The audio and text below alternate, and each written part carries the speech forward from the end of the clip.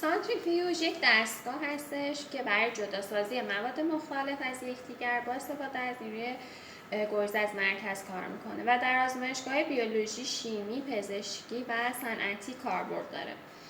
نحوه کار دستگاه به این صورت هستش که شامل یک موتور قدرتمند هست که روتور یا چرخنده روی اون قرار داره و روتور دارای چندین مکان هستش برای قرار دادن لوله ها.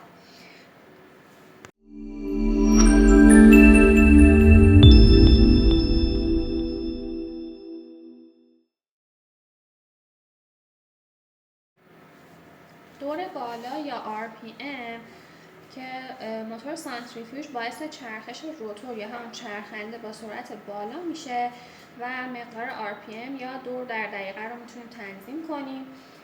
کنترل سرعت و زمان که سیستم هایی رو دارن دستگاه که به ما اجازه میدن سرعت چرخش یا همون RPM یا جی فورس رو بیایم و زمان کارکرد رو تنظیم کنیم.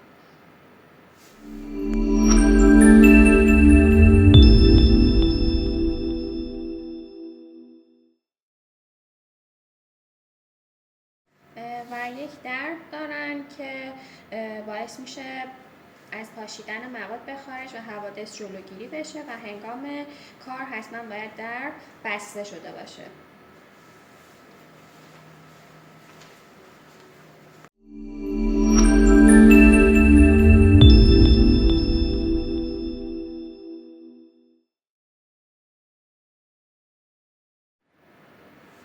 کاربردهای دستگاه سانتریفیوژ شامل جداسازی اجزای خون مانند سرم یا پلاسما، کشت سلول و بافت برای جداسازی سلول‌ها از یکدیگر یا از بافت، جداسازی ذرات معلق در آزمایش‌های شیمیایی، میکروبیولوژیکی و داروسازی، جداسازی مواد در نانوفناوری، تولید و جداسازی واکسن‌ها.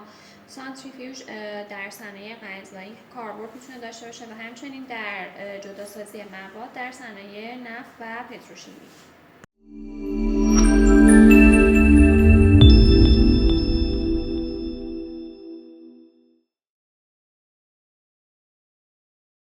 اما با سانتریفیوژ بر اساس نیاز و کاربرد شامل سانتریفیوژ آزمایشگاهی، سانتریفیوژ با سرعت بالا جهت استخراج DNA و RNA، سانتریفیوژ یخچالی، میکروسانتریفیوژ، اولتراسانتریفیوژ، سانتریفیوژ با زاویه ثابت و سانتریفیوژ با روتور افقی هستش.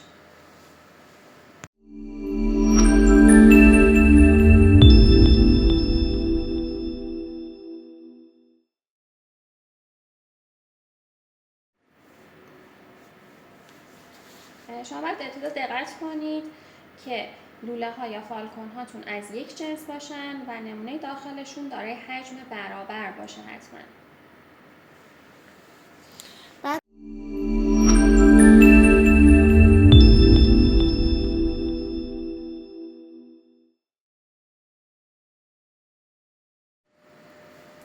جهت چیدمان داخل دستگاه باید 2 به 2 با هم قرینه باشن و بالانس.